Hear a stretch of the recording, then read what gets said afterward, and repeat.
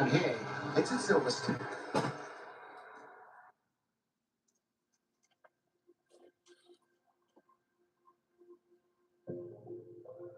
It's the noise first.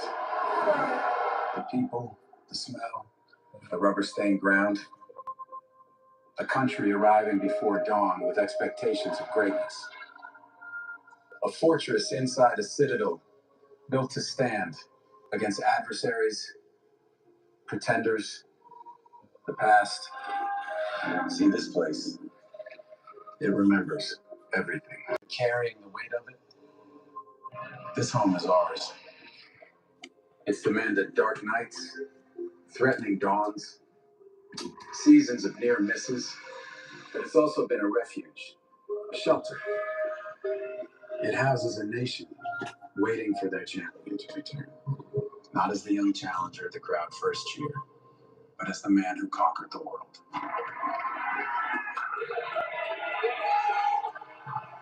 1,000 miles traveled, but still one place calls out to us. Home. So let the grandstands fill as we watch with bated breath, waiting for this spectacle to unfold. Because this place, this story, it is bigger than any of us. It is pressure. It is expectation. It is history. So let the roar of the crowd echo. Let the flags rise in the summer wind, because our champions have returned once more.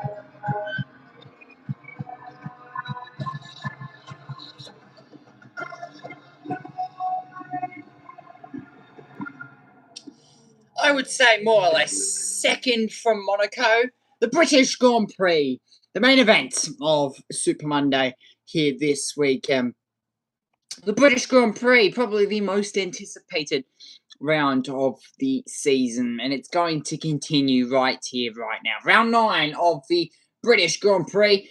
For the Formula 1 Grand Prix, 52 laps to come, 5.891 kilometres, 3.660 miles, 11.3 metres in elevation. We've got active aero down that Hamilton straight, through Village, through Loop, through Farm Curve, through Abbey, through Club, through Stowe.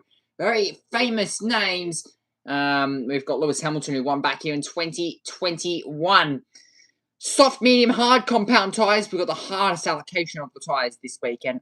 Hard being the C1, medium being the C2, and soft being the C3. But still, with this insane temperature, the temperatures that we've seen really all weekend, 35 degrees, declared heat wave going through the state of Britain this weekend. As we took a look at the starting grid. Lining up at the very back of the grid, it is Lance Stroll and Fernando Alonso, 21st and 22nd. Lance Stroll, of course, had a 10-place grid penalty. Sergio Perez, 20th. Franco Colapinto sitting in position 19. Valtteri Bottas and Esteban Ocon, I reckon that is Cadillac's best qualifying all season. Alex Albon and Pierre Gasly in 15th and 16th.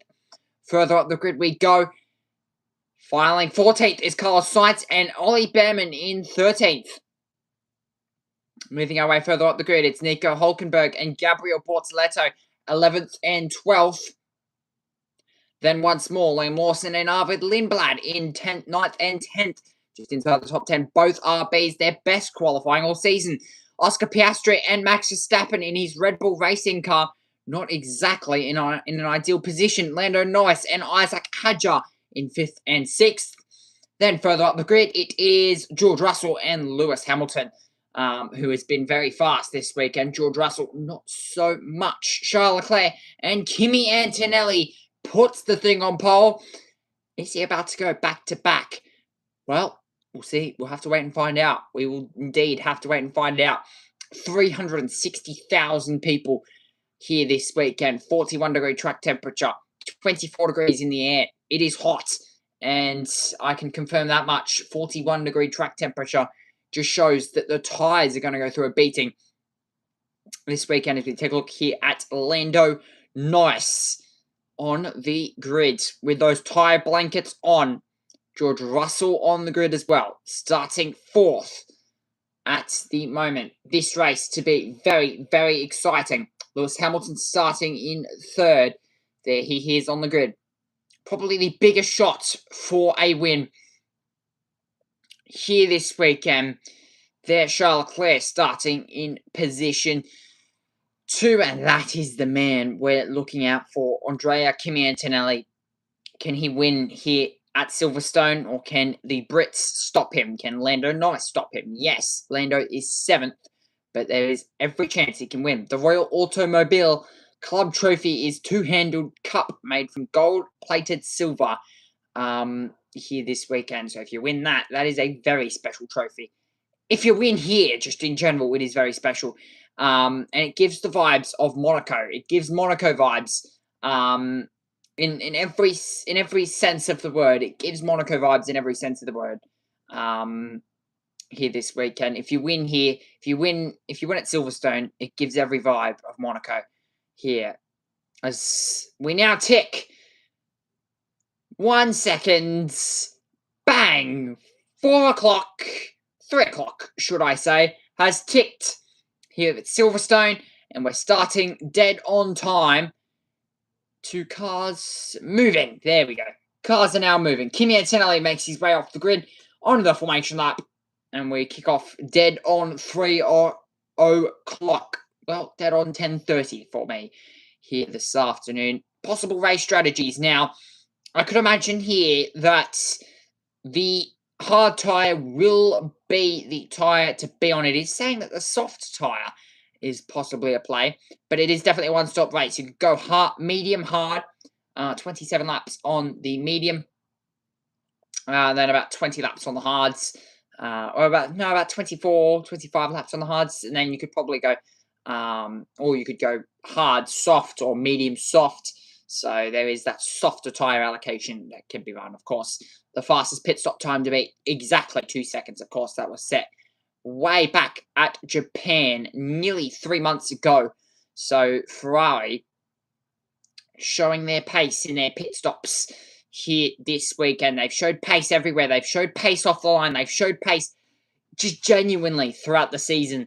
And if we're being completely honest here, that's going to most likely continue, you would only imagine, with the pace that we've seen so far. So, formation lap underway. People wide-eyed as they do not want to miss the start of what will be an amazing British Grand Prix. Of course, previous winners here. Last year, Norris won his home race. Hamilton, home race 2024. Sainz, Hamilton, and Verstappen, 2023, 2022, and 2021. Got to think back to when Sainz was back in Ferrari. Boy, how that feels a long time ago. But that was the last time Carlos Sainz won here, was back in 2022. Kimi Antonelli, of course, leads the championship by 43 points, coming into this weekend. Highest attendance ever recorded at a Formula One event. 564,000 people, 500,000 people flock the British Grand Prix to watch what is the most fantasized race of the year.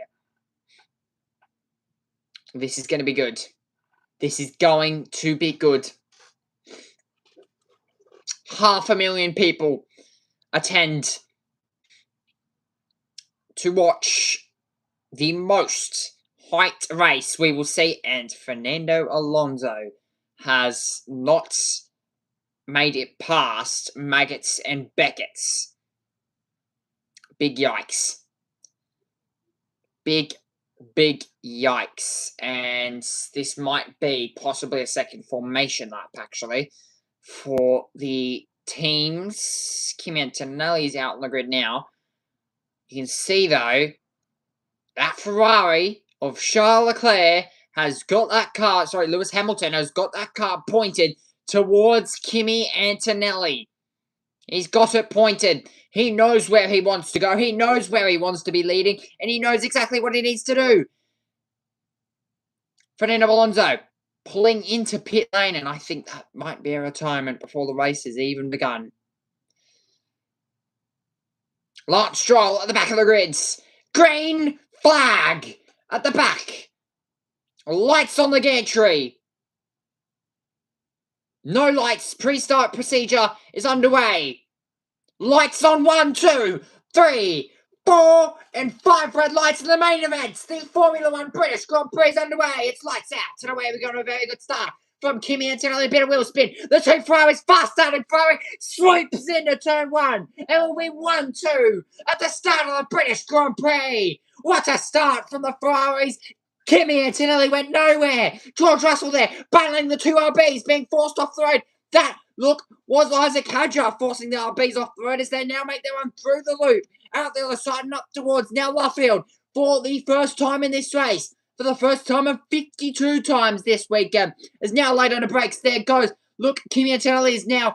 George Russell wants to try and make a move. Can he get the move done? Both RBs way up the curb and being forced off the road. Contact the Haas car around in the background.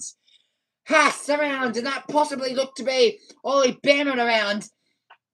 There as they make their run now through down towards the back straight. Charles Leclerc leads. The fast-starting Ferraris are showing again. It's Ferrari over Mercedes, over Red Bull, over Norris, who's just in behind. And it's definitely a pack of fast-starting cars, and it's a fast-starting Ferrari that has led this race on lap number 1. Will we go safety car? Piastri saying, I think I have damage here on the opening lap, and that won't be good for Oscar, and especially for McLaren. Exactly, McLaren need all the points they could get in the early part of the weekend. As now we look here at Max Verstappen and Isaac Hadjar making their run through the final penultimate couple of corners. As now they make their run onto the front straight. You can see there the bit of dust being kicked up, and that will clear as the race goes on. But very good start. Charles Leclerc leads lap 1 onto lap 2.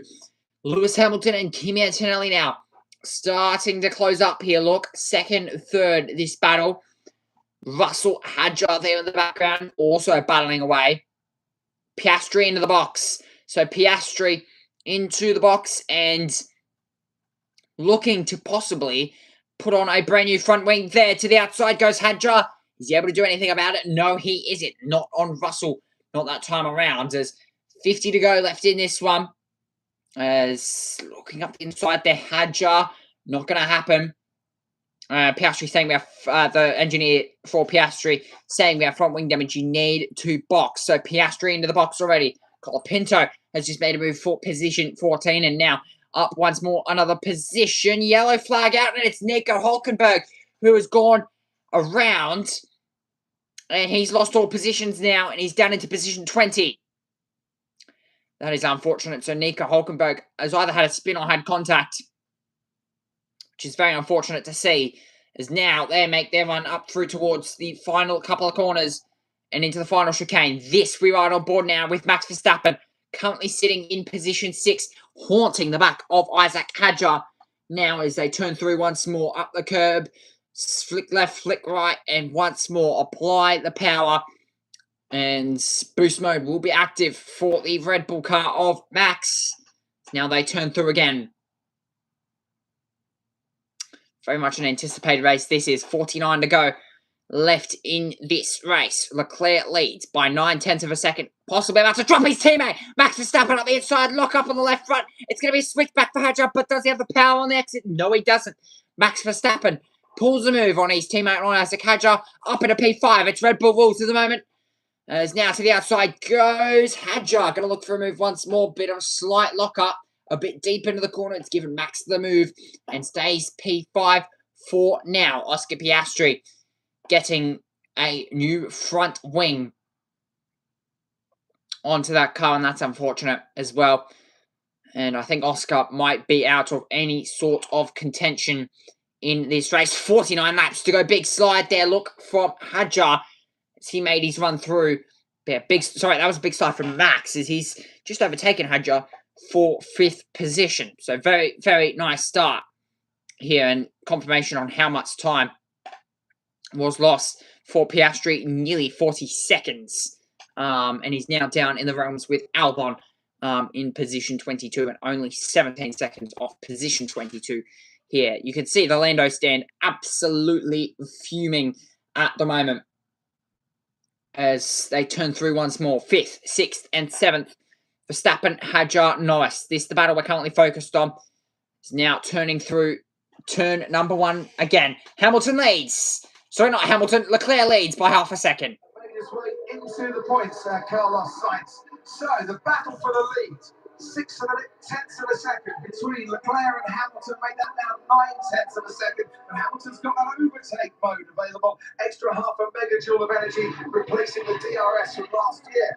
And Kimi Antonelli a little bit further behind in 3rd, but just about keeping tabs on the 2 Ferraris. In fact, the last lap set exactly the same time to the nearest 1,000th of a second as Lewis Hamilton. Then George Russell, Verstappen ahead of Hadjar, Norris ahead of Lawson, Lindland ahead of Sainz. Piastri is back out on the track and down in 21st on the hard tyre.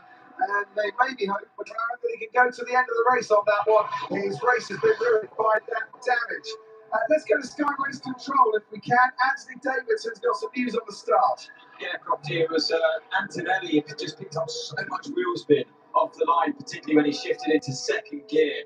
His engineer Bono was quickly on the radio to say, right, okay, let's just focus now and get into our rhythm. A bit like it was for him in Austria. He's got to keep his cool at this stage in the race. But I get the feeling that the fastest car at the moment sits in 3rd place. But what can Ferrari do to work as a team?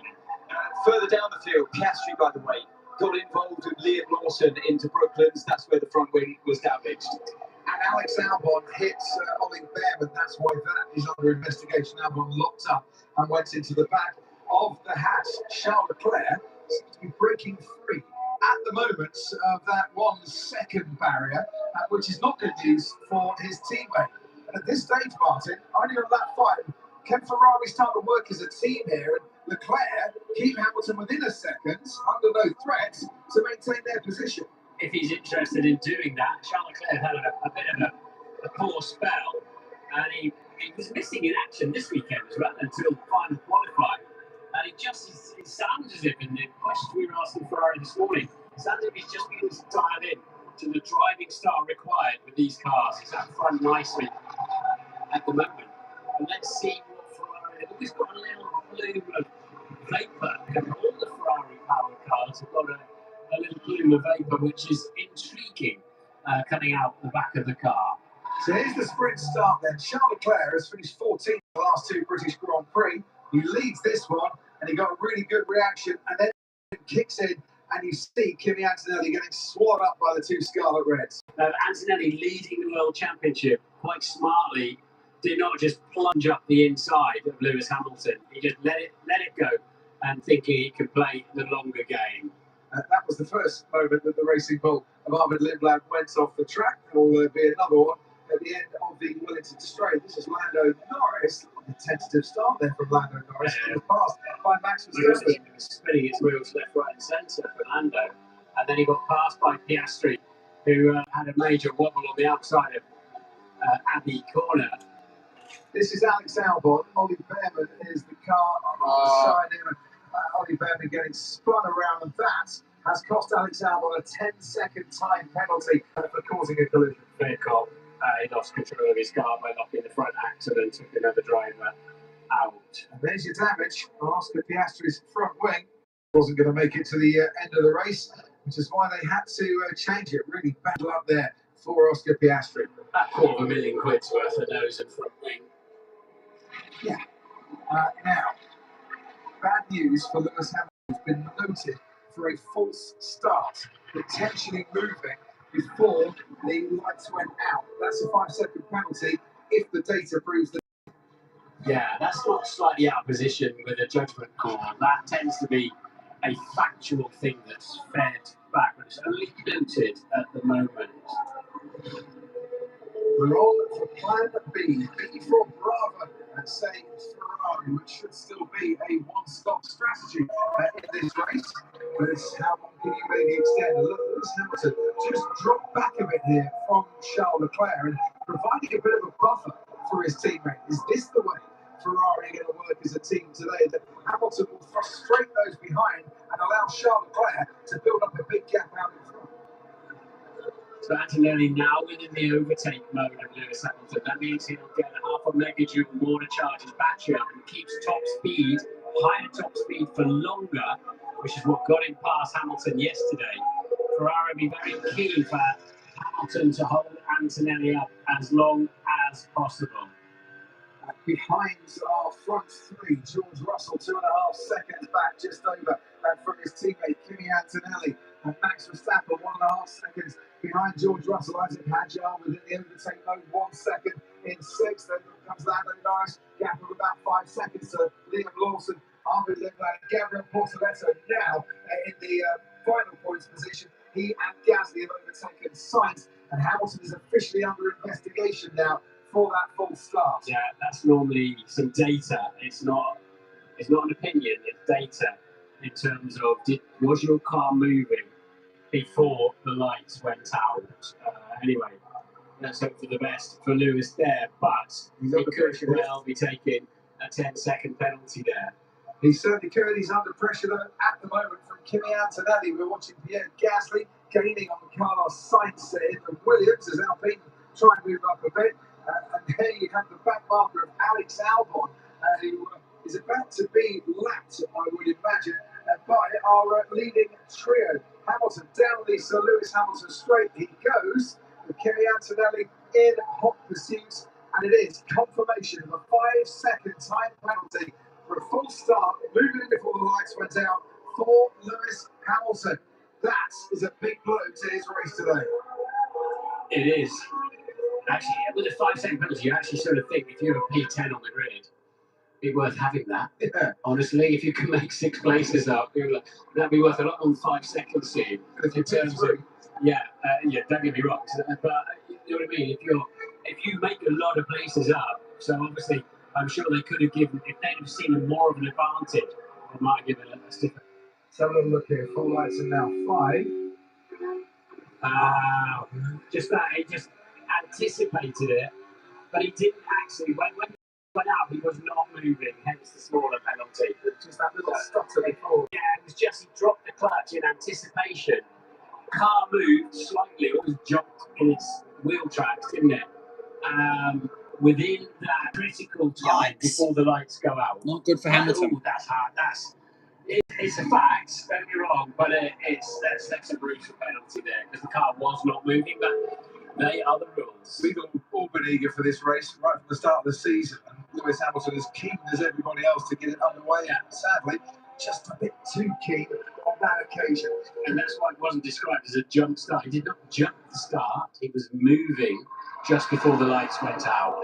Because if you could just get your car, if you could just get your car rolling slightly, like we used to when it was a flag and none of those sensors in the track, it made a huge difference to your first 200 metres. Certainly did. Gasly has got past Carlos Sainz and up into 11th place. Charles Leclerc in 2021 led the British Grand Prix, and so he was passed by Lewis Hamilton with 3 laps remaining, is in the lead and has been from the outset of this year's British Grand Prix by about 3 seconds from Hamilton, who's got that 5-second time penalty. Yeah.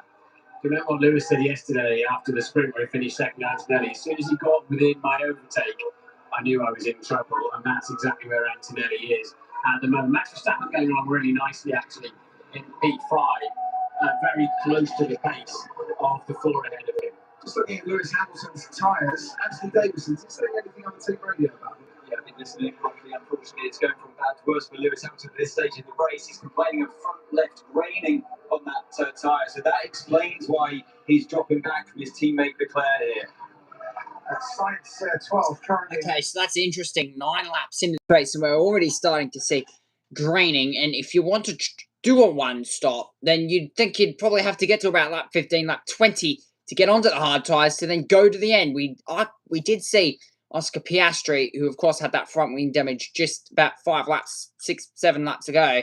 As Russell there saying, check gearbox, very odd downshift for George. But McLaren wanting Piastri to go to the end of the race as Colapinto now to the outside of the road. A bit of the curve on the outside, around the outside, able to get that move done and up into position 12. 42 laps to go, and now we're starting to see Andrea Kimi Antonelli, the Italian driver, starting to close onto the back here. Look of Lewis Hamilton is now braking into Brooklands, turn 6. Out the other side, then through Luffield, turn 7. See, they're a bit deep, Lewis, as he tries to get back to the second apex. And it was actually a pretty good exit either way, with no concerns on the gearbox for Russell. So, a bit of a concern, Russell, about the gearbox. No concerns for the moment, but that will be very interesting to keep a note on that. 42 laps to go. Watch for Kimi Antonelli here. He will get the extra overtake mode, that extra 2 megajoules of energy through Maggots, Beckett's, 11, 12, and 13 on the exit now, turn 14. And now down the long Hamilton straight once more. Into Stowe, turn 15.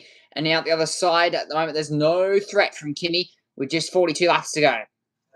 Leclerc peerlessly out the front with a 3-second gap. That's not enough. That takes too much curve at Vale on the way into club, and that's what's extended this gap there. As the car jumps and moves around a little bit, you hesitate getting on the throttle. George Russell just about keeping them inside. For Charles Leclerc, it is all going swimmingly well here at Silverstone this afternoon. For Kimi Antonelli, it's a tad frustrating being stuck behind Lewis Hamilton, but his closest championship rival is George Russell, and Russell's still behind him, and this much closer now for Kimi Antonelli on the run down towards Brooklands. Lewis Hamilton tries to break the toe and keeps Antonelli at bay. And Lewis Hamilton getting a lot of wheel spin now. He's hurting coming out of the corners as he puts the power down.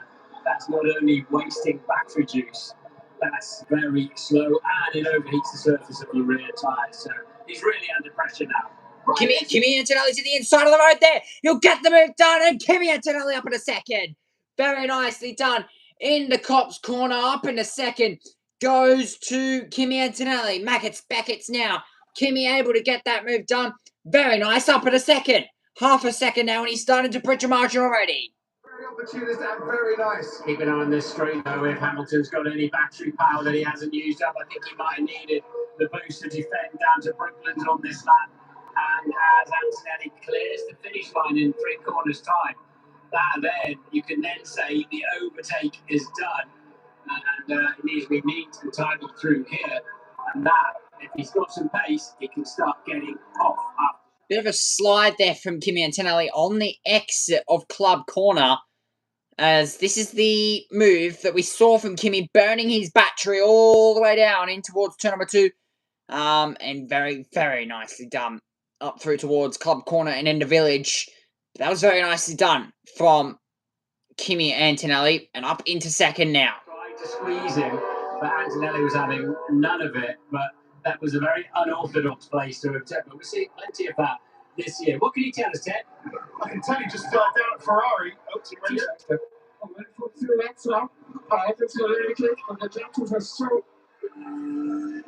still not happy, is he?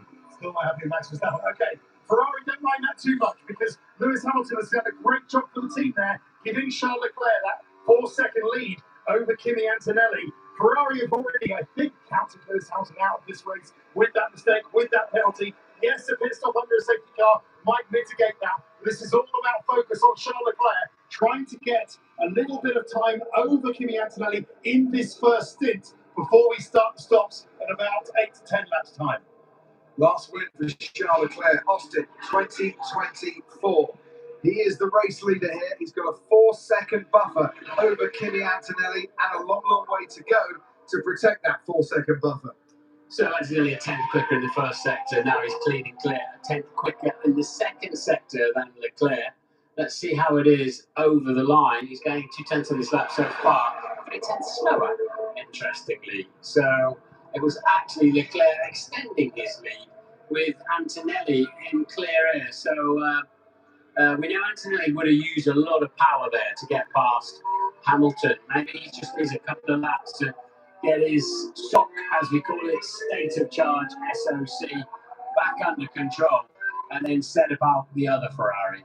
What you take out of your baskets, your energy baskets, you've got to top back up again before you can get maximum deployments. Max Verstappen is now within a second of George Russell. However much he is concerned about the downshifts and the behaviour of gearbox and power units, he's closing in on George Russell currently. Isaac Hadjar behind him now has Lando Norris a little bit closer for company as Norris tries to get back up into the top six where he started this race. I think Max said the downshifts are good. How do you know there's 4 asterisks? Because the word good often doesn't get bleeped out. Interesting point. Unless, of course, someone wants to say a completely different narrative this weekend. But I really got the feeling, given Max's demeanour all weekend long about the state of his car, good was not going to be the word. And look at this, chasing down George Russell. And he's very much up for the challenge here. So Antonelli losing a place at the start. Leclerc gaining a place at the start. Lewis Hamilton's back in P3 with a 5-second penalty to come. George Russell is fourth. Verstappen has picked up a place already, or a couple of places in this race. So they might get another one coming soon. Leclerc could have gained on that previous lap. So only marginally, quite a bit quicker between them now than Hamilton, Russell and Verstappen. You can see now. But for Antonelli, he wants to win this Grand Prix. Of course he does. But if you've got your championship head on, you know, his closest pursuers in the World Championship are Lewis Hamilton and George Russell. And they're behind him. Charles Leclerc's quite a long way back. So, you know, the percentage gain, of course, he wants to catch him and win the Grand Prix. And we'll be hoping he can do so. But right now, Leclerc is showing all the pace he needs. My goodness, that was some understeer there for Lando Norris in the turbulent air behind Isaac Hadjar, just waiting for the front axle to grip up. Through Cox, we go. Always worth listening to the cars through Cox. Yeah, for Antonelli, it's not going too badly at the moment in terms of the championship. For Charles Leclerc, it's going wonderfully well. 3-time podium finisher, of course, here at Silverstone, a couple of third places in 2019 and 2020. In the British Grand Prix in 2021, he finished as runner-up that particular year to Lewis Hamilton. Could he be about to go one step better in 2026? Talk about Carlos Sainz's good start at the 10th, but he's lost 3 places since then, and now he's got Esteban Ocon hunting him down. So the Williams one with sadly great race pace. They're 2.5 seconds off the pace of the leaders at the moment is Carlos Sainz, and we always get. That's interesting, isn't it? And he's on the hard tyre. The hard tyre, so that's graining up already. That's where the surface rips rather than grips, like a pencil eraser. And you have to sometimes work through that, and sometimes it will clear up as Max Verstappen homes in ever more on the gearbox of George Russell. Some of that graining issue could be caused by damage that Oscar Maidel picked up when he made contact and had to change that front wing. But yeah, the hard tyre after only 11 laps, not looking too pristine for Oscar Piastri. 2 cops, George Russell ahead of Max Verstappen. But for how much longer Verstappen is coming at him, has been right on board with the 4-time world champion, chasing 4th place here. Maggots into Beckett, swing, flow, beautiful corners, and into Chapel to head down the Hangar Straight. There's some bits and pieces we've got to sort out with these cars, and a lot of which can happen next year.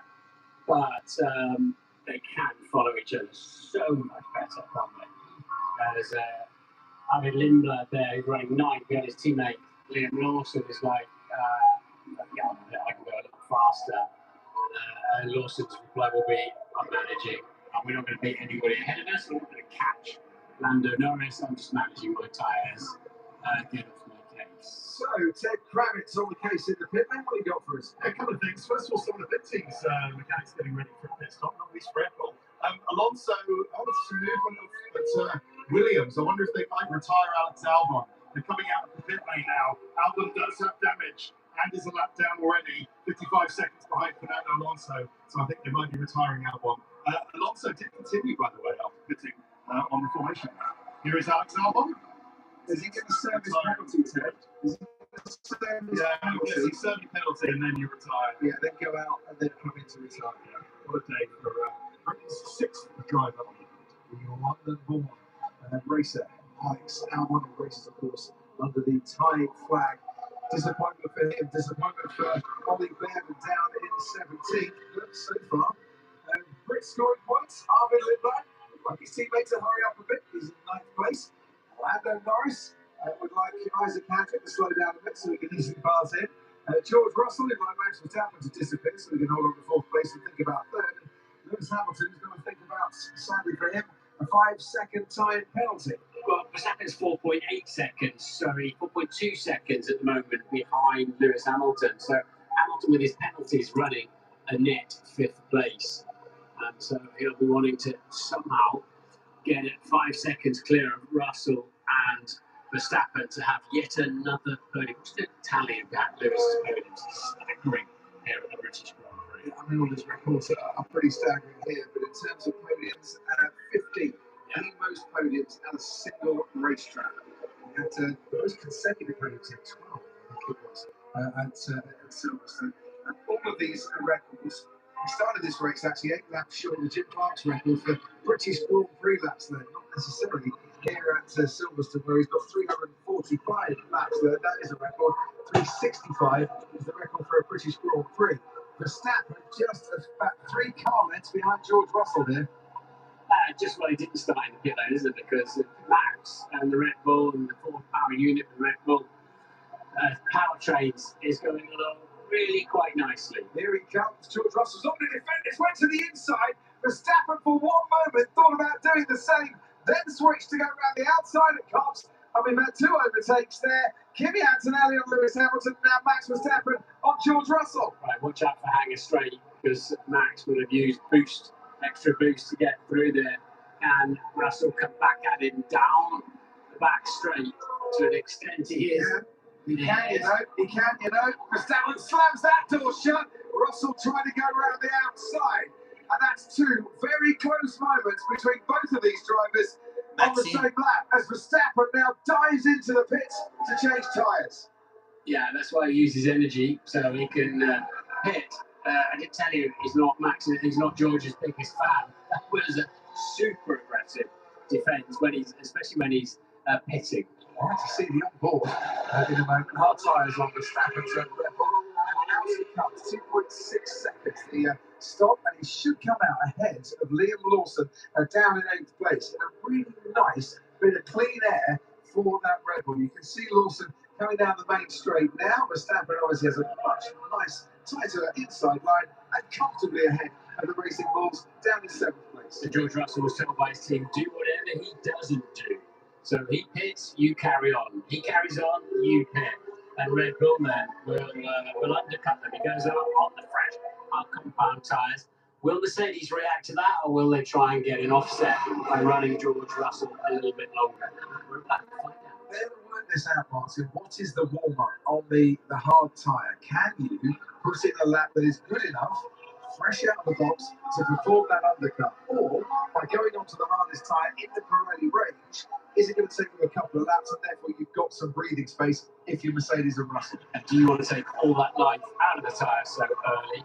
And by the way, the 2 Red Bull drivers are the only drivers with 2 brand new sets of medium tyres, one of which they use, and a brand new set of hard compound, which Max Verstappen is now on. So they're in a good place. Should they want or need, if there's a later safety car, to stick a new set of boots on? Yeah, they certainly are. 17 laps left for Charles Leclerc, who only led 1 lap in the previous 4 Grand Prix before today. Out in front by over 4 seconds, 4.2 seconds to Kimi Antonelli. Make that now 18 laps led as he's crossed the line to start yet another trip around Silverstone. We're on board with Lando Norris, who trips around Silverstone. He can look at the fans, he can look at the blue sky and the white puffy clouds, and he can look a lot at Isaac Hadjar's rear wing, because he's been stuck behind that for quite a while. Ted, down to you.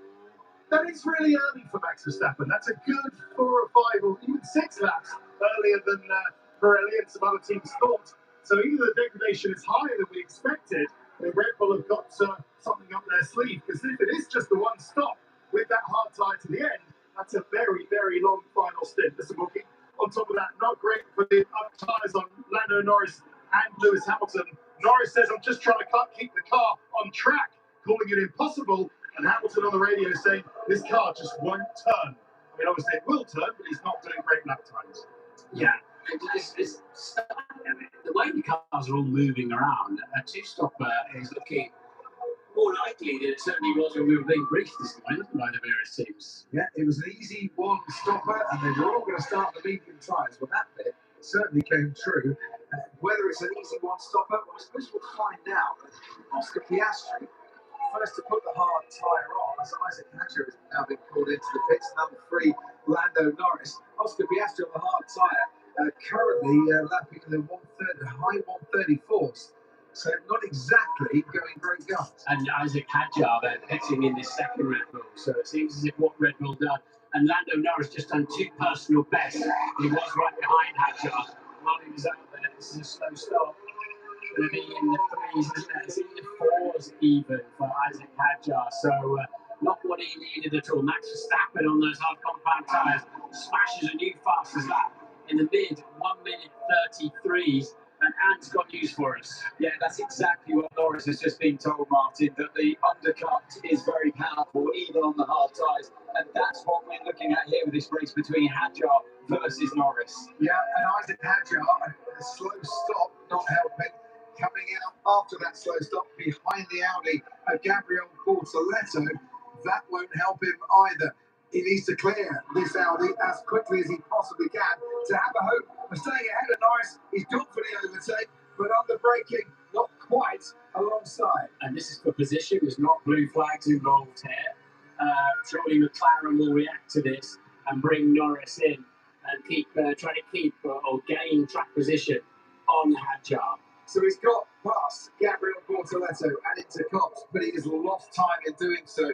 This has given Lando Norris and McLaren a little bit of breathing space here. So very good news for them, bad news for Isaac Hadjar. While all this is going on, Kimi Antonelli is starting to reel in Charles Leclerc a little bit. That gap at the front is going down to 3.5 seconds now. Hamilton is dropping further back.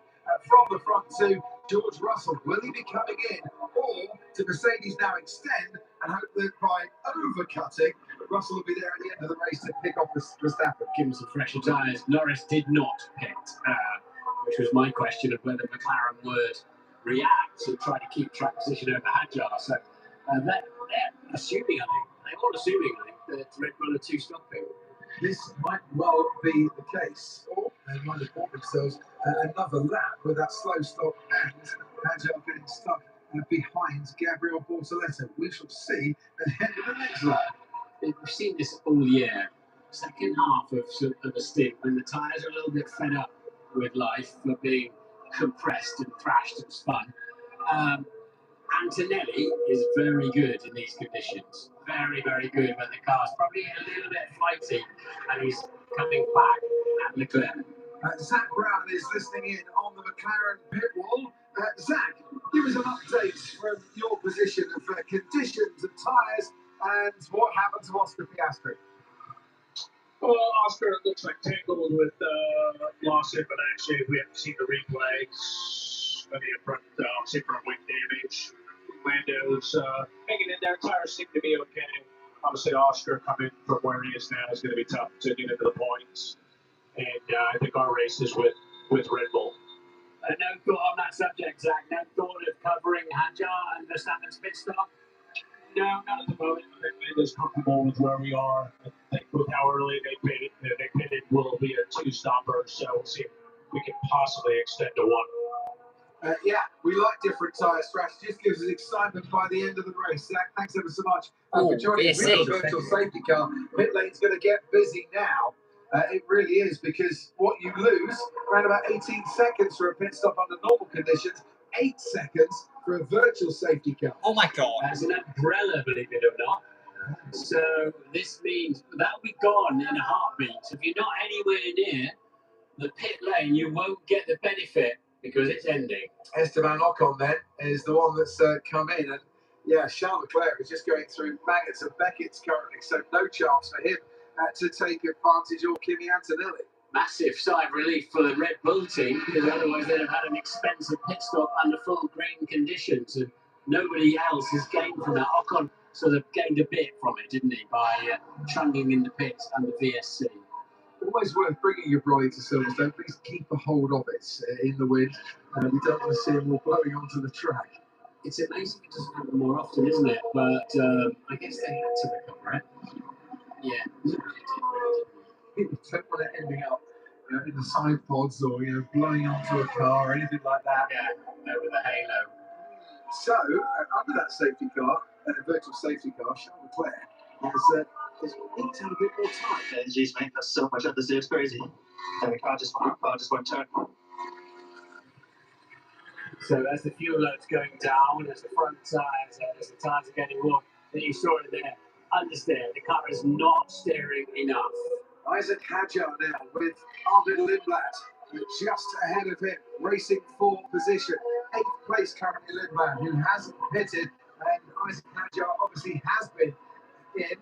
So let's see how Arvid Lindblad can hold off the Red Bull driver who was in this car last year, of course. Two drivers that have been here many, many times at Silverstone, racing in the junior formula.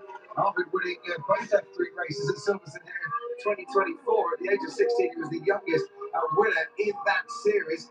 Isaac Hadjar winning in F3 in 2022 and F2 in 2024. They've made the graduation now to F1.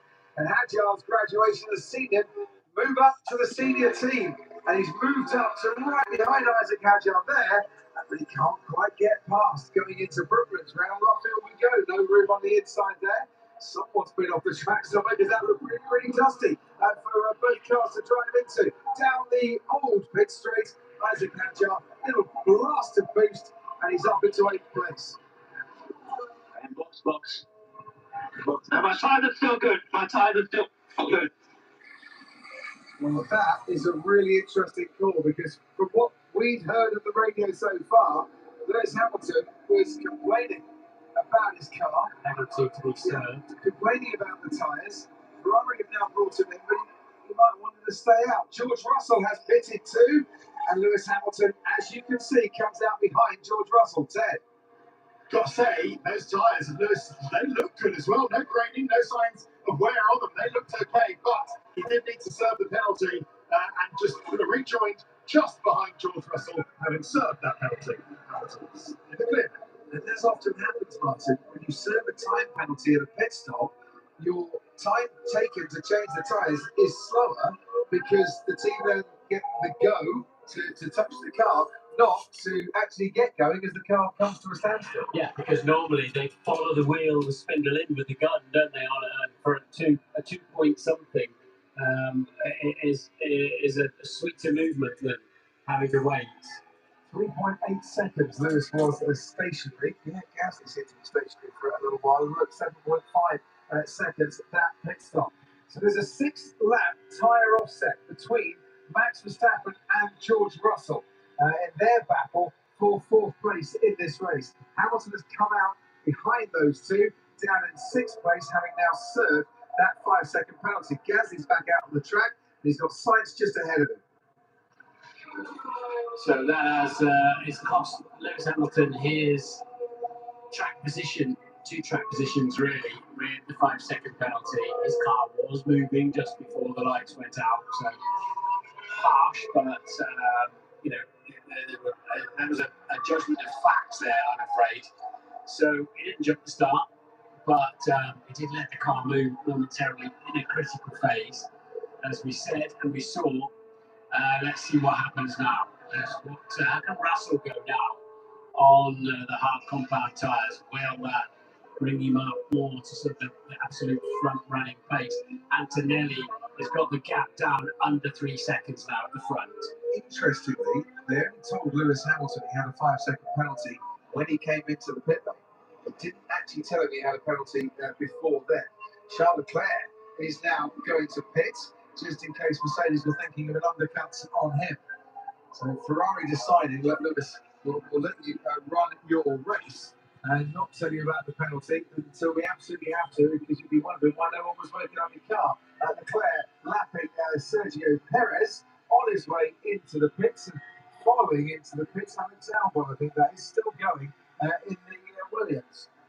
Yeah, Leclerc had a bit of traffic on the way through that lap and in. But this is a reactive pit stop, and he was starting to lose 3/4 tenths per lap to Antonelli.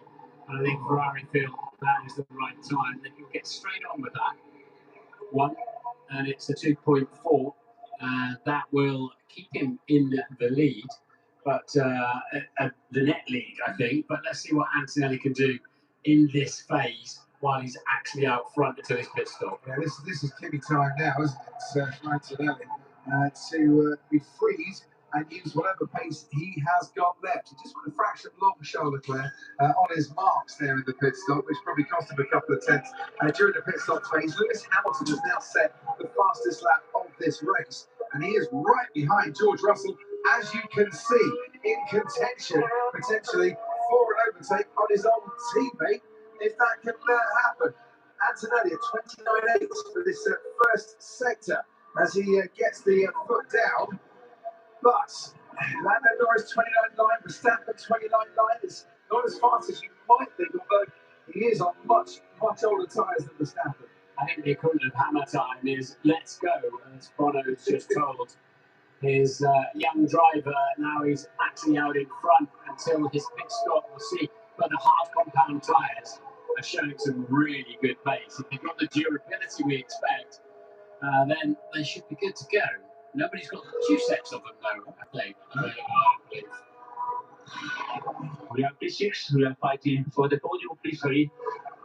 So go get George in that battle. It's very much hammer time. Anthony, down to you at race control. Yeah, so the other battle that's going on, obviously, is with the other Brit, Lando Norris, who's fighting as an Agile, and his engineers come on the radio to say the gap is 19.6 to Lawson. Hopefully he'll hold up Agile. Well, unfortunately, Agile's already passed. So that's another fight. Yeah, old news, but it's a fight to look out for.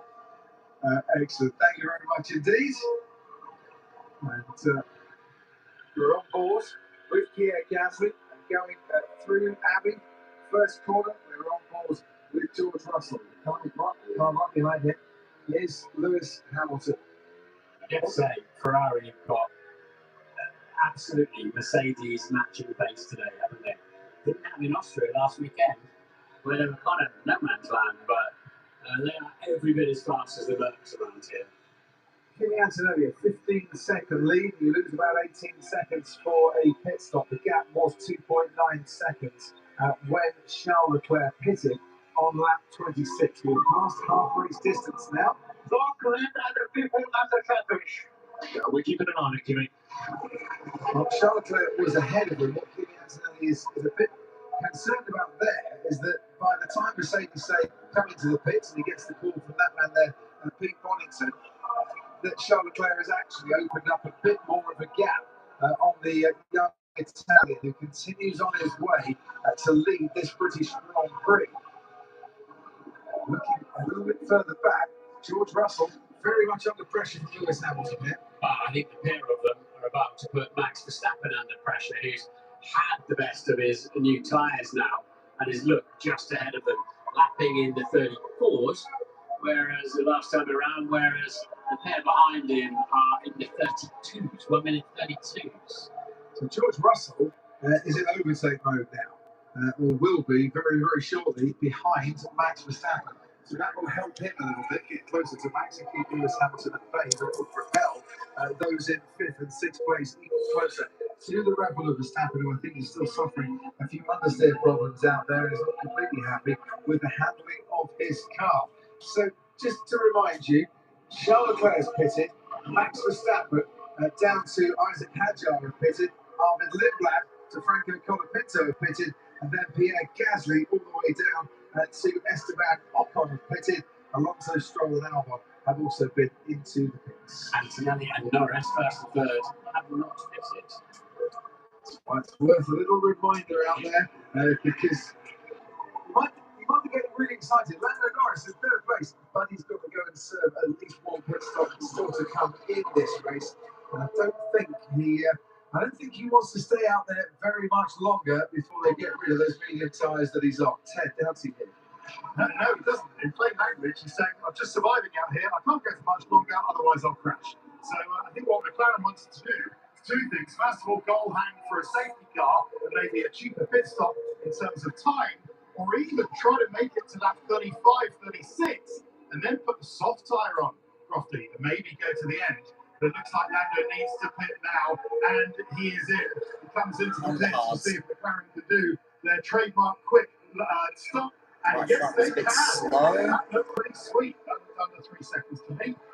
Lindblad was pitting to cover Portoletto, which I think he has done. So Racing Bull's pitting Lindblad first, again, even though Lawson was first on the road. In fact, Lawson now comes into the pit. That's it, you can go back. Lando Norris comes out. Isaac Hadjar is the car on the left-hand side and is still ahead of Lando Norris. George Russell just showing Max Verstappen's mirrors that there's a big Mercedes right behind him. Lewis Hamilton is right behind George Russell. These three are separated by just a few car lengths now. Going down the old pit straight, we've seen 3 overtakes into Cox so far. So I'm wondering if we've got another one coming, because here's Lewis Hamilton going round the outside of Cox of George Russell on the track, not exceeding track limits. And now George Russell's going to go back at him side by side. Oh, Hamilton just ahead of George Russell. Wow, nice. Was that exceptional driving from both drivers there to push it hard and not collide. And George side by side again. George Russell gets the move back from Hamilton down the hangar straight. Hamilton uses battery down the pit straight, got the overtake done, hoped he could be a wide enough Ferrari, but lost that again. But that's given Verstappen some breathing space. But for how long? He does like a little dabble on that boost button. Does Lewis Hamilton. We saw it yesterday in the sprint race too, and he went for it there.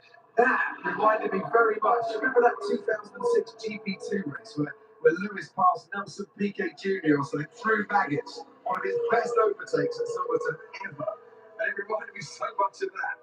Wow. 2 cars at that, I think, on that level, but they probably need to set down a bit better of them because it's costing them both quite a lot of energy and a lot of time.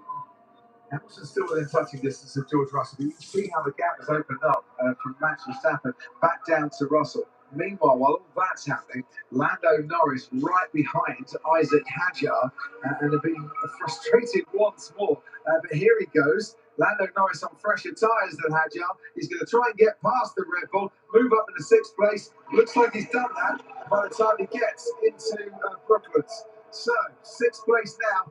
For Lando Norris is dispatched at that Red Bull for the time being. Yeah, Russell and Hamilton did really well, not to even rub wheels tyres going through there. Well, Rudy, can I time for it? We'll just go around one more. The plan is looking good. So, Kimi Antonelli getting a little bit agitated. He's not coming to the pits. Anthony Davidson's been following those messages on the team radio. Basically, they're looking at this three-way fight in the Crofty as we see Hamilton try to get into the clutch again. And he just about hung onto that one, does George Russell this time around. But Antonelli's worried about the threat of the undercut, and it's because of these three. But this fighting is helping his cause. It certainly is. It's keeping them all at bay. But right, through farm we go. Russell ahead of Hamilton into Village. Barely a car's length between them. George Russell looking for the best place to try and put his car to defend. Hamilton now on the inside, wants to get a good exit and a good slipstream down that Wellington straight, and he is sticking right behind the silver arrows of George Russell, who tries to break the turn, but he doesn't. Hamilton round the outside. Oh, what a move. Past his old teammate once more. He's up into 4th place. Can he make this one stick though? Because Russell's right with him. And if Hamilton has used too much energy and has been too trigger happy on the boost, he's going to be vulnerable. He's going to be vulnerable. George Russell now to the inside. In now through towards Stowe Corner. Can he get the move done? Yes, he can. Through towards turn number 9. Very nicely done. Through Cops. That was very nice. And George Russell back up in a P4. A big space for Antonelli to come back into 2nd place when he pits with a huge tyre advantage over Charles Leclerc. And basically, Max Verstappen must be thoroughly enjoying this in his mirrors. But a feature we're going to see all year, I think, whoever's driving, is the a really late, aggressive chop to try to protect while somebody's got more power than you. Yeah, Verstappen's running the optimal deployment here and is just going quietly about his business. But that lap was a 1:33.9. George Russell was a 1:33.8. He gained a 10th, and Hamilton was a 1:34.7. So that's how much he lost out on that lap. Yeah, we need to get some accurate battery information, don't we, up on screen so we can watch it unfold ourselves and see where the drivers are getting on the happy button and why it might hurt them shortly afterwards. And what the Mercedes strategists are doing is they're looking at this, Martin, and saying, right, oh man, Kimi out today, there's a gap to about 28 seconds back to Max Verstappen. So you're free to keep going a little bit here. Don't worry too much about Charles Leclerc. Yes, you're going to be a bit further behind him when you come out, but we're going to give you a big tyre offset to Charles Leclerc, and you'll gain on that in the closing stages. This is where Bono is so good for Kimi. Kimi's just on the edge of losing his head a little bit. Don't leave me out, because he won't know that Verstappen, Russell, and Hamilton are a long, long way behind. And so he's got a free pit stop to them, a comfortable pit stop to them. And Bono's like, yeah, I've got it covered. We've got it covered. Relax. Yeah. Kimi Antonelli is going through Abbey turn 1, and the rest, as you can see, are into Stowe. We see George Russell in his mirrors. He knew that he had to cover that one off. See how Hamilton has dropped back just that little bit further, gathering up his energy to try the charge again. If Russell can clear the Red Bull quickly, and we know Max is going to be super aggressive about that, and if he can clear him quickly, that will give him a big advantage over Hamilton.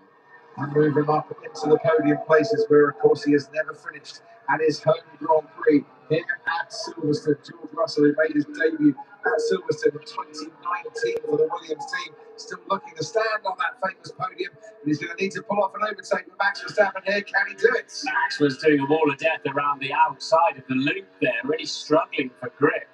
And that's put Russell ever closer to him.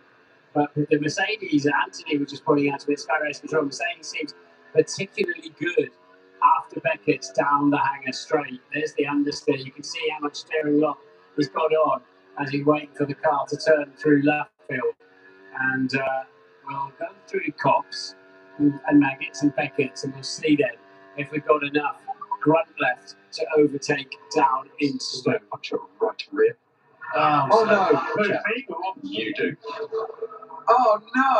Oh no, this is such bad news for George Russell, who was honing in on Max Verstappen, but he's going to have to come into the pits and change those tyres, even though if that is a slow puncture, he's got more pace than Max Verstappen. Up the inside now, Max Verstappen will hang it right around the outside. They're going to be side by side as George Russell might peel off into the pit lane. No, he won't, but he'll cover Max Verstappen back to the inside. George Russell will go another lap.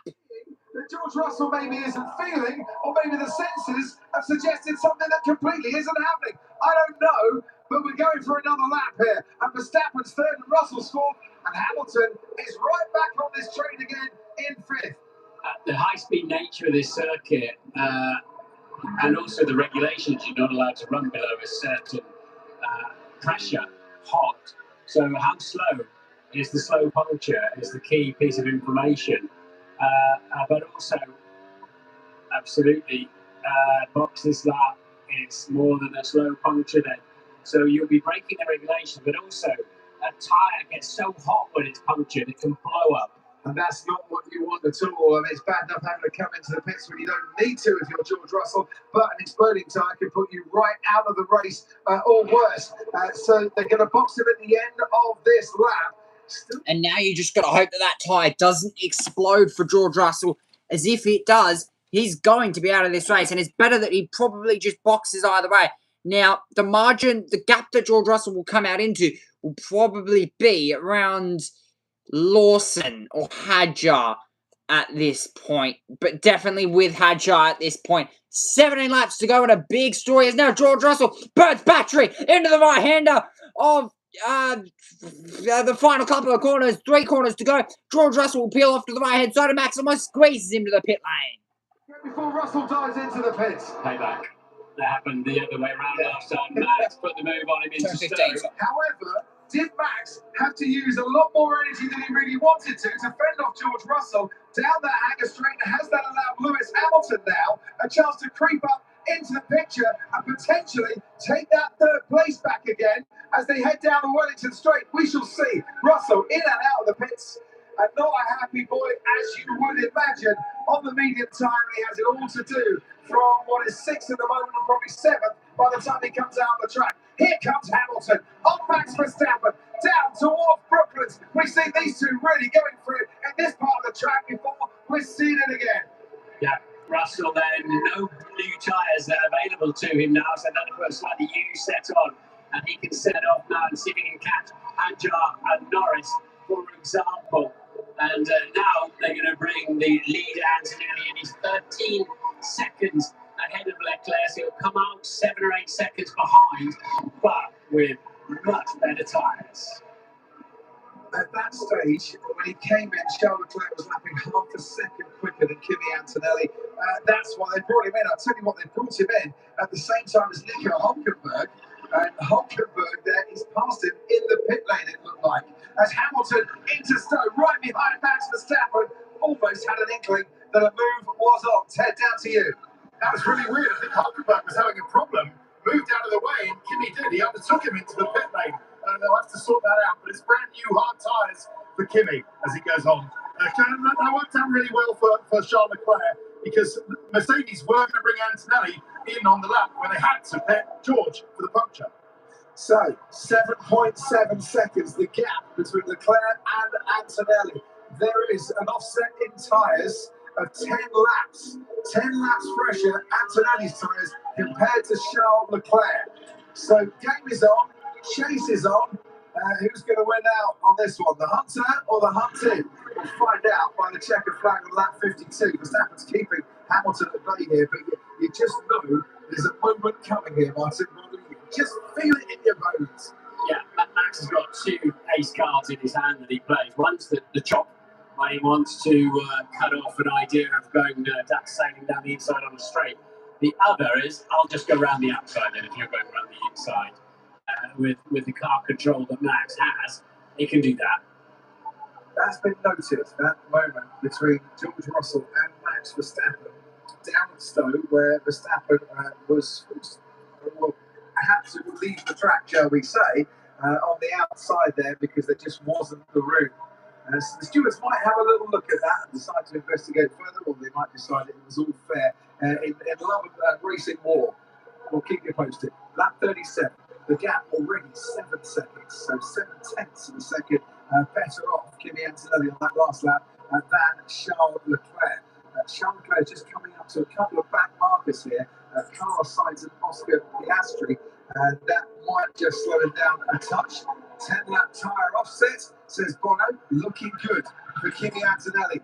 Charles Leclerc, the 2021, led, didn't he, the British Grand Prix, and was looking good for a win before his teammate currently, Lewis Hamilton, overtook him with 3 laps to go. Is it going to happen again, I wonder, to Charles Leclerc? So Russell flying already past Hadjar, back up into 6th place on those fresher mediums. And finally, Oscar Piastri then has to pit for what is his 2nd time. First time was damage and tyres. But Max is driving a blinder in a defensive mode there. And it's certainly keeping Lewis Hamilton at bay. But up front, it's a 2-horse race. Between Charles Leclerc and Kimi Antonelli, who wouldn't want his teammate George Russell to have something like a slow puncture, because they're not those kind of guys. They want it all fair, but look at the championship at the end of this race and say, well, if it stays this way, and if I miss out on the win, my nearest championship challenger has dropped a lot of points as a result of that. Down the hangar straight to go. Verstappen ahead of Hamilton. Hamilton switches to the inside. Verstappen has to close that door. Hamilton tries to hang on in there. Let's follow this on the run down to Vale. Hamilton switches out to the right-hand side. Verstappen knew that was coming and points his Red Bull right in the right place. But on the exit now, with the crowd roaring that Ferrari on, Hamilton down the Sir Lewis Hamilton straight. He's trying to get up into the podium places. They swing into Abbey, and he's still frustrated behind the Red Bull. But it might just carry on a little bit more. Next braking zone is finished, and Lewis can't get past the Red Bull. Antonelli will be on the gearbox of Leclerc within 3 laps. Oh, there it is up on the screen, so I just calculated that. But yes, Antonelli absolutely flying in the 1 minute 31. Here comes Lewis Hamilton once again. This time Max Verstappen might not be able to close the door. He can't. Doors open. Hamilton has barged his way through using the boost down the Wellington Straight. But yet again, how much battery did he burn to do that? And will Max Verstappen come back at him? That's the big question. 14 laps to go. Hamilton onto the podium. That will help him with traction, getting through those corners. And Hamilton seems at the moment, Martin, to have this one covered. And he's back into the podium places. The car just pulling off. Hulkenberg. Yeah, he had a box full of neutrals on the pit stop, apparently. So presumably that could be another gearbox issue. That might be a safety car. I think Lewis has got the tyres now. And So this could be a virtual safety car or possibly even a safety car here, depending on when that pit stop, when that actually comes around. But 13 laps to go, virtual safety car. Max being told to box. Max Verstappen into the box. And what this does is this will shaft Kimi Antonelli here. This will shaft Kimi Antonelli. Again, though, Leclerc he's actually not going to get a stop here because he's too far away from the pit lane. So Red Bull, they're making that pit stop. 3 second stop that one was. Hadjar will come in as well to get off those hards and onto the mediums. Norris is in as well. Hadjar will come in. Now, Piastri, I don't reckon Piastri will box here. He will stay out and try and bag some back track position here. But Charles Leclerc was being hunted down, and now that hunt stops. Very, very quickly indeed, Leclerc. Charles will stay out. Okay, we are not in a very good place, huh? Talk about that in a minute. Isaac Hadjar. Charles Leclerc being told to stay out.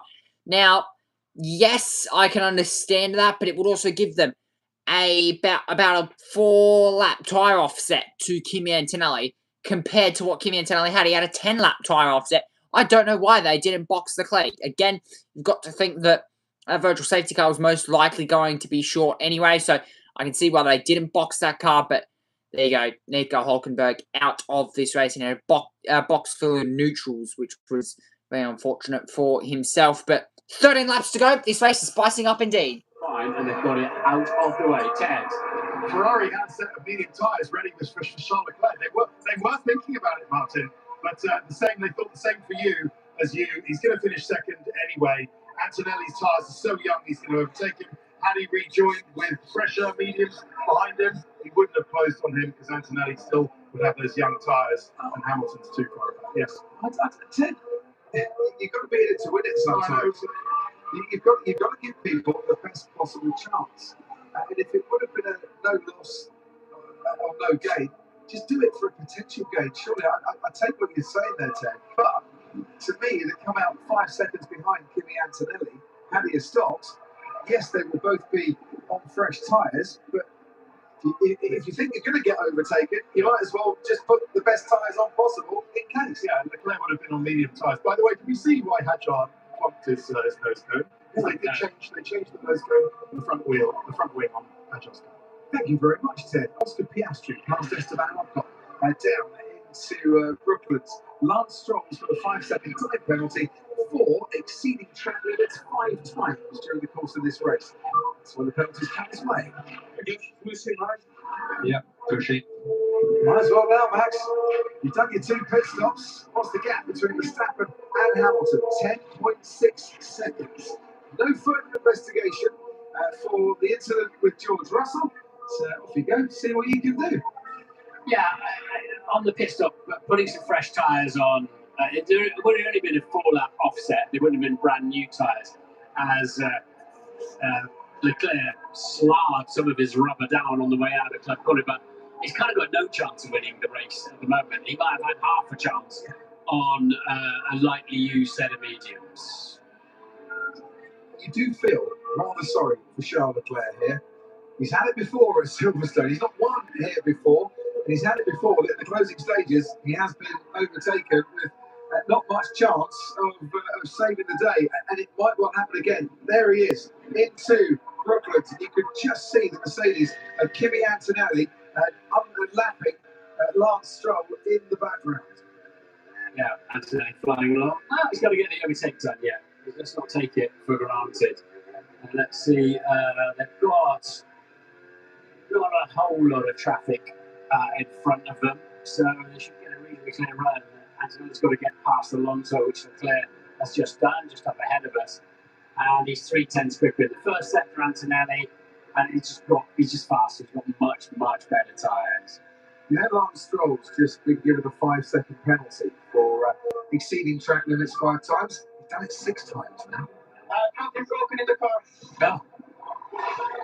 Kimi Antonelli slowing down as Lance Stroll passes him, and this is looking back. I had a feeling something was wrong because he was slowing to Maggots and Beckett. Kimi Antonelli is pulling into pit lane. No. Any more info? Nothing broken. Copy. Any more info? The guy likes to break. I don't know. Oh my dearie lord, Kimi Antonelli. Kimi Antonelli. Saying something is broken.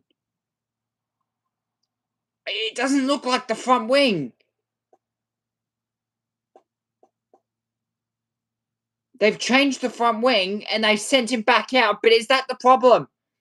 Is that really the problem? That is so strange. Kimi Antonelli. Jeez. He does not deserve that. Oh my god. Kimi Antonelli was on to win this race at every chance of it. Not quite so happy and cheery for the championship leader. I'm struggling to understand what would be that broken to pull him straight in the pits that a front wing and a set of tyres would change. I'm struggling to think. No, I think he's got other issues, hasn't he? And this other issue might be getting even worse for him, because the other issue is Lando Norris, who was right behind him and is then got ahead of him, and he's got straight on. I think he's got some. I think I noticed his steering wheel wasn't straight as he was. Oh, mate, that's the management broken. Yeah. Okay, copy. I noticed when he came into the pits, his steering wheel wasn't straight above when he was heading in a straight line. So it seemed inconceivable he'd have to pit immediately, and a wing and a set of boots would fix it, frankly, unless it was a penalty, but they would have known that anyway. And all of a sudden, it has just swung around knots in Kimi Antonelli's favour, and it is looking like a second failure to reach the checkered flag. I've been trying to keep going. We think it is just the wheel shield left-hand side. In 3 Grand Prix. Now he can bravely try and carry on here. Will it get him a points finish? You can see Isaac Hadjar making his way down that Hanger Straight in 7th place. There's a bit of a gap there to Lawson, to Lindblad and Portoletto, who's currently in the final points place. Sounds like it's catching them. So they're coming for third. Okay, stand by. Sounds like somebody's catching, isn't it, with his steering? This is how the Drivers' Championship looks. 37 points. The gap would be to Lewis Hamilton, who would take over once again. 2nd place in the championship. It's going to get even worse for Antonelli as Hadjar gets past. 10 minutes in the pit lane. So have a look. As I was watching Kimi come in right in front of me, I did see the right-hand side as I look at it. So the left-hand side, as it is for the driver, it looked like, do you remember those wheel fairings we had last year? Yeah. It looked like one of them was back on the car. That's why I said it looked like a brake duct might be ski width. Oh, you can see it on the left-hand side. Yep. No. Right-hand side, you look at it straight in. Yeah. No, but there's something fundamental, mate. And I feel it's a cardinal turn. Get a copy. So we'll box the car. Now you can see retire the car. His left. I can try to shut the point. At least 1 point. Now he's pleading with the team to carry on here. Just doesn't look right. It looks like it will be to no avail, and they don't want to be running that car when it's not safe to run. He's already gone off the track 2 or 3 times. Okay, we're going to try to box the car. We'll try and remove the wheel shield and go again. Confirmation from Mercedes, it is a front left wheel shield failure for Kimi Antonelli. See that? If they can rip that off, then he's got a chance. There it is. It was on the serrated curb on the outside of Cox, has broken it. And what that would also be doing is trashing the aerodynamics down that side of the car. Antonelli pits. He's going to be passed in the pit lane by Lawson and Lindblad, potentially Portoletto as well, who's finished 11th in the last 3 races and is already in the points here as they rip that off. Still going to affect the aero, but at least the affecting part has been removed now. It's been shown a black and white flag to aid to his troubles for track limits. One more, and he's got a 5-second penalty. He will come out onto the racetrack in 10th place. If every point is precious, Kimi Antonelli is going to scrap away for every point. And there's the Alpine in the background. All this means that Charles Leclerc now has a comfortable 21-second gap between himself and Lewis Hamilton. Ferrari on for a 1-2 here. Unless Max Verstappen can chase Hamilton down by the end. And his last lap, it was about 0.4 of a second faster than Lewis Hamilton. George Russell has his days improved a bit now. 4th place for him, only 4th place, and he had a slow puncture. So whatever could go wrong is going wrong for Mercedes today. Coming off the road again there, so he might get. It seems nuts to get a track limits when your car won't turn, doesn't it? But hey ho. He'll be getting himself a penalty. So will Antonelli. And let's see where it all shapes up. So Charles Leclerc has driven beautifully since he got it away from the start line. And he's weathered the Antonelli coming at him at a second lap. Antonelli's gone over the serrated, but they use them as a fairly standard place. There's something deeper. I have no front. The wheel is in the air. Okay, we'll box the car. So this is to retire. It is going to be, by the sounds of it, at some stage, a second DNF in 3 Grand Prix. Castellini wasn't officially a DNF, he was classified, but he didn't make it to the checker flag. After that message, though, he has carried on. Yeah, he's boxed. What he doesn't want to do is go off the track again and get another deleted time, which has happened. So he's already under black and white flag. So basically, I would think the aerodynamics are absolutely all over the show with other pieces that will have been broken in that. So Antonelli then look destined. Where we play now? We are just in P10. We've got Colapinto behind. Colapinto's really gained on Kimi Antonelli on the last lap. There's a gap now of about a second between the Mercedes and the Alpine. It was about 3.5 seconds when Kimi came out of the pits again. Out in front, Leclerc and Hamilton, Ferrari going very nicely. Kimi, we're getting track limits for all the excursions we've had. I think there's a 5-second penalty coming his way. He'd already been shown the black and white flag, Kimi Antonelli, and then he went over the track limits once more. 1-2 for Ferrari 24 years ago. The last 1-2 here with Michael Schumacher and Rubens Barrichello. And Charles Leclerc currently leading the driver of the day vote as well. Antonelli carries on. He's going to give it absolutely everything here. But he's getting that sinking feeling, I'm sure. And now under investigation for exceeding track limits. As I said, I think there's a 5-second penalty coming his way. Track limits should be when you're gaining an advantage by running wider, not when you're trying to survive, basically. Max Verstappen then up in P3 in the box, picture box. So there's Leclerc, plenty of time, hasn't he, up front. To keep an eye on his teammate, but not much of one as he cruises towards the end. Max Verstappen well clear of George Russell, lapping similar time. Indeed, Antonelli does get a 5-second penalty, which puts him behind Colapinto and Gasly at the moment. Yeah, and at this stage, you think, is there any point of continuing onwards? That's the Cadillac of Valtteri Bottas, and Valtteri Bottas has been lapped by this man here, Kimi Antonelli.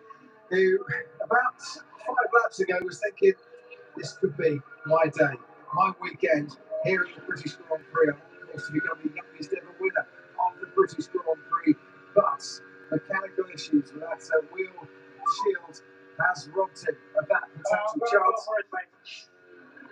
He's just going to go for it and see what he can do from here. So his last lap was a 33.8, which is very competitive. Actually, Antonelli, let's see what this one is as he heads to the line, because that was quicker than the two Alpines behind him. 33.5. He's fine. He's absolutely fine. He's got to now pin it and try and get those 5 seconds back. And if he does finish 5 seconds ahead of Franco Colapinto, that will be 1 point. There is a man out, it's Alex Albon, to go with Nico Hulkenberg. That Williams has been around the back, into the gravel, goes back to Verstappen. Looks like he is out at Stowe at the British Grand Prix. Now he's kept the engine running as the car beached. Can he get some traction out of that gravel? Safety car now deployed, full safety car deployed. And what a dramatic ending we could now be getting to this British Grand Prix. Verstappen can see those double wave yellows in front of him. He can see the fluorescent yellows in the Lando stand. And I think he might be 48 out of this British Grand Prix. Now, Leclerc, if the safety car doesn't pick him up, which he might well do, he's as far away from I'll have plenty of time. Charles Leclerc, he'd love to be pitting. I'll have like 15 minutes. Under pressure on the restart from both Hamilton and Russell. So that could not have come at a worse time for Charles Leclerc. Will he get a chance to pit before the safety car picks him up? We'll see when he gets round Stowe Corner. They're at safety car speeds. He will surely pit for some fresh tyres. They won't be closing the pit lane because the incident is nowhere near the pit lane. So that's fine. And surely he'll turn right here and put a fresh set of tyres on. And he does. Lawson, Lindblad, Bortoletto, all pitting. Colapinto pitting. If you can get into the pits, you will come into the pits. And Charles Leclerc does that. How many laps would it take to recover that stranded Red Bull? Max Verstappen's out of the car. If it takes a couple of laps, we might just get one more lap of racing here. But they're covering off any eventualities. And Ferrari with Charles Leclerc. It needs stop. Does Hamilton now come into the pits? Yes, he does. Yeah. So Lewis Hamilton behind him will pit for new soft tyres, I would have thought. That's what they put on happy days for Charles Leclerc. He got in the pits before being picked up by the safety car, and he is in and they're not brand new, but a set of soft compound tyres. Happy days for young Charles, and they're very, very good too. Ted's down there. Yeah, so everyone pitting for soft tyres.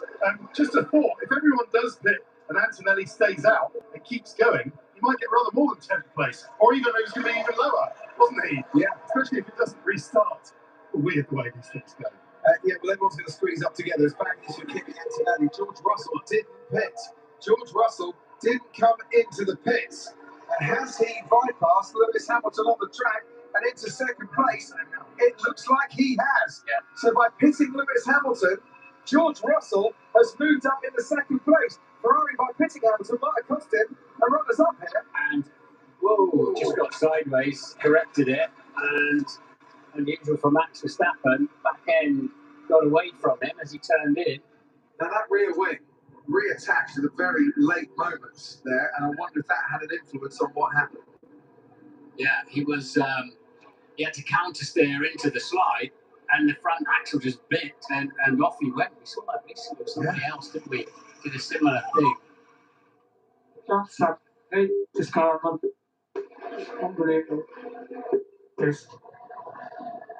That's not good that time, is it? It's not good. I don't think there was anything good on Max's mind. That might be a bit of an active error of reattachment. This is going to be really interesting. If we don't get a resumption of this race, Ferrari, by going for the aggressive strategy with Lewis Hamilton, might have thrown away a second place and handed it to George Russell. Now, we've got Piastri down to Stroll, who have all been lapped, and they might need to unlap themselves, which is not going to help in terms of getting restarted. And now Hamilton's been noted for a yellow flag infringement. So the other problem, as you can happen with Antonelli, with the 5-second penalty in a safety car queue, you can lose endless places there, can't you? As we saw Russell do in Monaco. So Lando Norris put a fresh set of tyres on, but he's too far out of the picture as Piastri is the McLaren behind Russell and Hamilton. So Bert Bylander has now picked up our race leader, Charles Leclerc. It's the latest ever safety car period we've had on this configuration of the British Grand Prix, this track, since 2010 when it was first used. So there you go, George Russell ahead of Lewis Hamilton. Oscar Piastri has been lapped and he needs to unlap himself. We do have a 5-second penalty for track limits. Yeah, but that's the joke, mate. I did no on purpose. I Like, the car was broken. yeah, understood. Like, I wasn't even getting time. Yeah, no, I know, mate. Yeah, as you said, Martin, quite rightly, it does seem very unfair when you've got an issue on your car and you can't stay on the track, then you get picked for track limits. Yeah, track limits are a performance penalty, not a survival penalty. This is going to be really touch and go as to whether we get a resumption here or not. And It's a big old gravel trap out there, isn't it? yeah, well, it's the unlapping of the cars as well. That will need to happen. Sir Mo Farah, who knows that in life it's not a sprint, it's a marathon, is waiting to wave the checkered flag for the Grand Prix here in Silverstone. And it looks like it's going to be a Ferrari 1-3 currently. And it might be kind of at a pace that Mo Farah might fancy. You could overtake a few cars down the Sir Lewis Hamilton straight. We might be behind the safety cars at the end here. And Lewis has got this sort of threat over him that he might not have lifted enough under the yellow flags, lifted the throttle. And that would really compound things if he was to pick up a timed penalty for that. I was thinking George Russell never gets any luck when he had that puncture, but it's played out all right actually now, hasn't it? I mean, it's a swing of 3 points. The luck obviously going George Russell's way with what's happened to his teammate, Kimi Antonelli, here today. I want to see a flag, I want to see a graphic that says lap runners may now fall to the back of the pack. Yeah. So we can get on with it. It's the easiest way to sort this out, and I still don't understand. I know there's fuel and all that sort of thing. I still don't understand why we can't just do that. They've been lapped, those back markers, but it's the way it is. We're about to start lap 51 of the British Grand Prix. There are 2 laps to go. Now the lapped cars can overtake the safety car. We might get one lap. They don't have to wait until they catch the pack up. They really don't. Just clear them away and let's get on with it with a good flying. We want to finish this race. And we've got a long enough track for all this to happen and then to clear out the way. Ted, down to you. I mean, they are doing race controllers doing everything they can to try and get one racing lap at the end. I'm not sure it's going to be enough. The safety car, Bert Bylander is playing his part, going really slowly to allow everybody to unlap themselves. But then the race restarts at the end of the following lap. It might be one of those ones where they just power to the line after the safety car spears into the pits. Right, yeah. We're getting those lap cars now overtaking as Max Verstappen makes his way back to the pits and with the crowd down at Stowe. It's a first retirement here at Silverstone since 2021. That is now the Drivers' Championship and the lead, 27 points between Kimi Antonelli and George Russell. Just over a race win lead does Kimi Antonelli have. You've got to think back to Barcelona. It was a 66-point margin. The field have dropped that by like 2-3 race wins. It's now 1 race win between Kimi Antonelli and George Russell heading in to Spa, which will be a very interesting round indeed. That, of course, in 2 weeks' time. So it will be very interesting to see what happens there. But, of course, the action does not end Here we are starting up my very own league in just over half an hour's time. And of course, the Formula Regional European Championship, race number 2. The safety car is in this lap. Are we going to go racing? Whether you fancy it or not, you're going to get it. Also pitting, of course, Lando Norris and Isaac Hadjar, Liam Lawson, Armin Lindblad, Gabriel Bortoletto, Kimi Antonelli and Franco Colapinto. Well, Antonelli didn't pit, so he's on older tyres too. This is going to be quite the 3.6 miles here at Silverstone.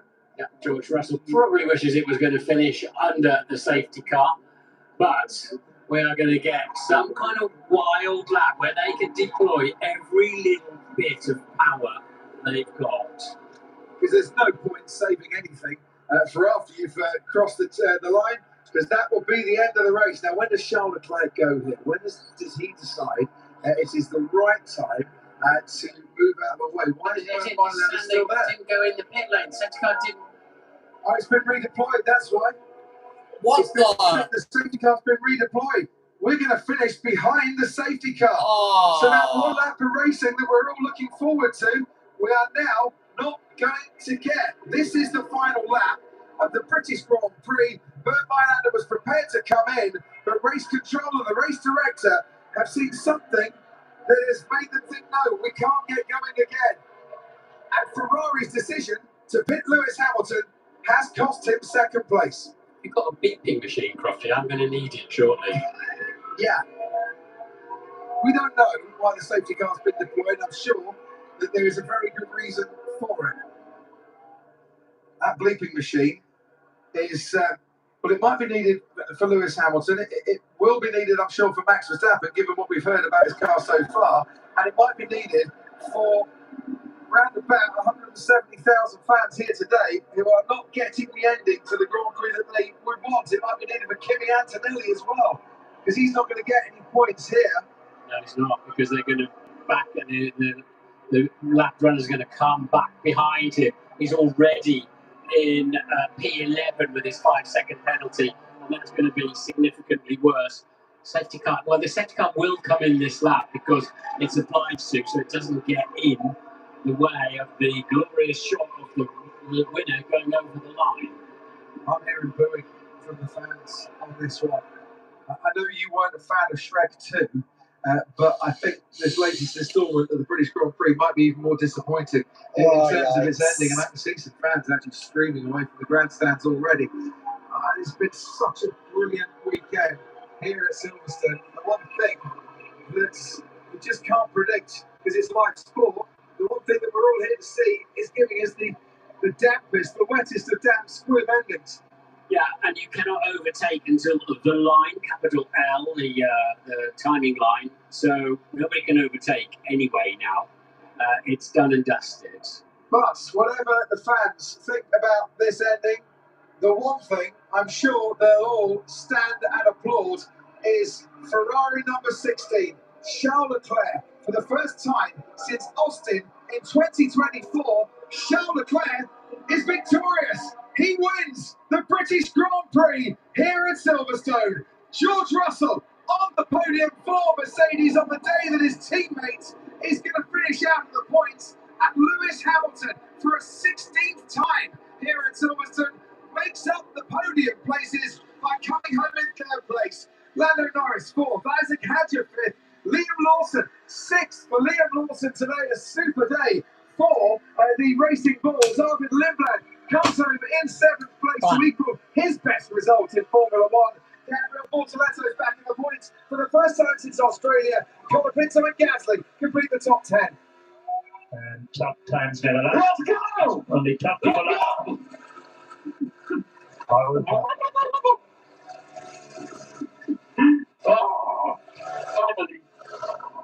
This match was particularly good, even though I wished a bit of romantic, but hard work pays off. But as is the tough time never lasts. Only tough people left. Very nicely done there from Charles Leclerc. Now, I've got to wrap it up right here, right now, as I've got my own league to go attend. But I'll be live for that in just over 25 minutes' time. But Charles Leclerc is the winner of the British Grand Prix. And it continues, of course. If you would like to catch more racing action, the Formula Regional European Championship will be live in just over 3 hours' time. We'll be live for that, for race number 2. But there you go. Charles Leclerc is victorious. There's a lot to recap. Make sure you look out on my YouTube channel. I will have a video coming out in the next couple of days recapping what has been a wild Silverstone Grand Prix. George Russell second and Lewis Hamilton in position 3. Questionable for Ferrari.